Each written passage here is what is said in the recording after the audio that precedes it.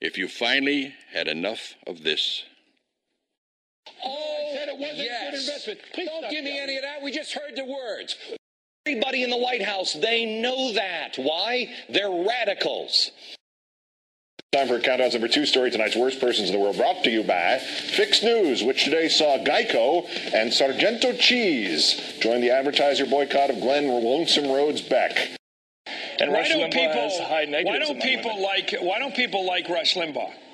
Because he's abrasive, he's divisive, he's a fat pill-popping idiot. I mean, he's completely, abrasive to. This president, I think, has exposed himself as a guy over and over and over again who has a deep-seated hatred for white people or the white culture. I don't know what it is. Then you're ready for this. We invite figures from the several disciplines of public affairs to discuss and debate from their unique perspectives current issues of government and politics, and we provide them with an opportunity to persuade you by the power of their reasoning rather than by the volume of their rhetoric of the correctness of their positions. Professor Roosevelt, my next question will start with you. How would your ideal justice vote on the constitutionality of a state law defining marriage as a legal union between a man and a woman, prohibiting the licensing within its borders of civil unions between people of the same gender, and declining to recognize the legality of such unions consummated elsewhere?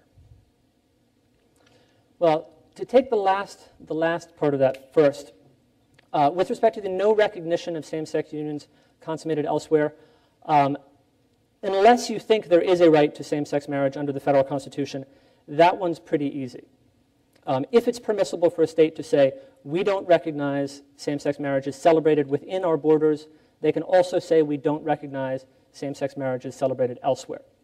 So the no recognition point, it really depends on the other question. If the state must recognize same-sex marriages within its borders, then of course it has to recognize same-sex marriages from other states. If it doesn't, it doesn't. So move on to the main question. Should there be a federal constitutional right to same-sex marriage?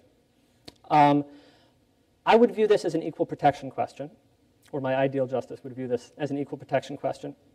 And my ideal justice would view the Equal Protection Clause as generally forbidding unjustified discrimination, discrimination without an adequate reason.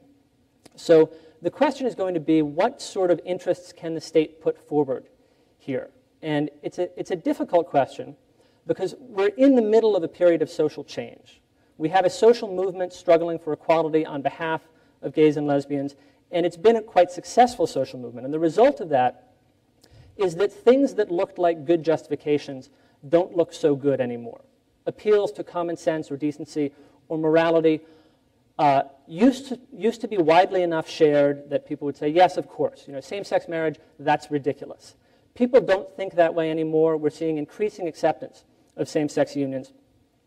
I don't think that we've gone far enough, though.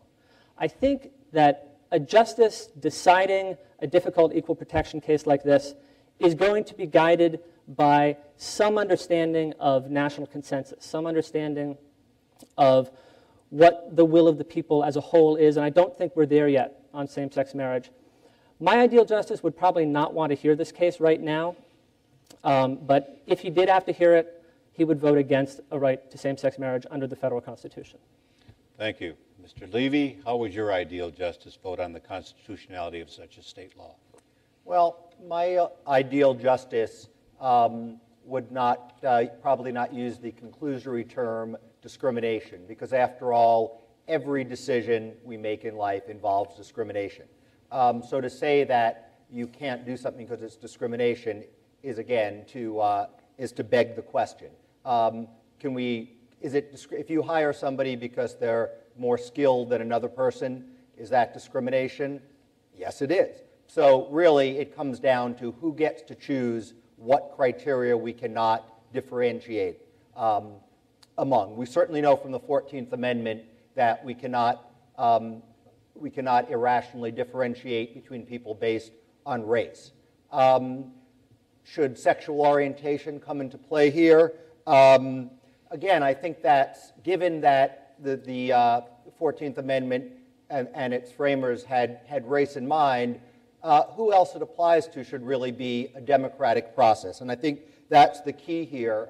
Professor Roosevelt talks about social progress, but social progress shouldn't take place through the will of 9 unelected people on the Supreme Court. It should take place through the democratic process, whether that's through Congress, whether that's through state legislatures, whether that's through ballot initiatives, or whether it's through the amendment process. And most of the great advances in civil rights have come through the amendment process. But you know, it's funny, it's been almost 40 years now since we've had a substantive constitutional amendment, and that's for a good reason, because those who believe in, let's say, a living constitution have learned that it's a lot quicker to go through the courts. You don't have to win over the support of the American people. And I think that gay marriage is a great example. If you look at all the states where it was on the ballot, all but one voted to ban gay marriage, including California, including the very socially liberal state of California. And virtually every state that has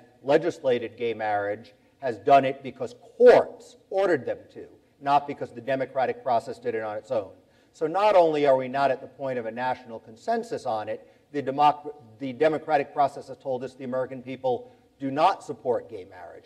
There may very well come a time when they do, and at that point it should be done democratically. But for the court, an elitist court, to impose that on the American people and say our values are better than your values, I simply think that's indefensible, and my ideal justice would also think that's indefensible. Thank you.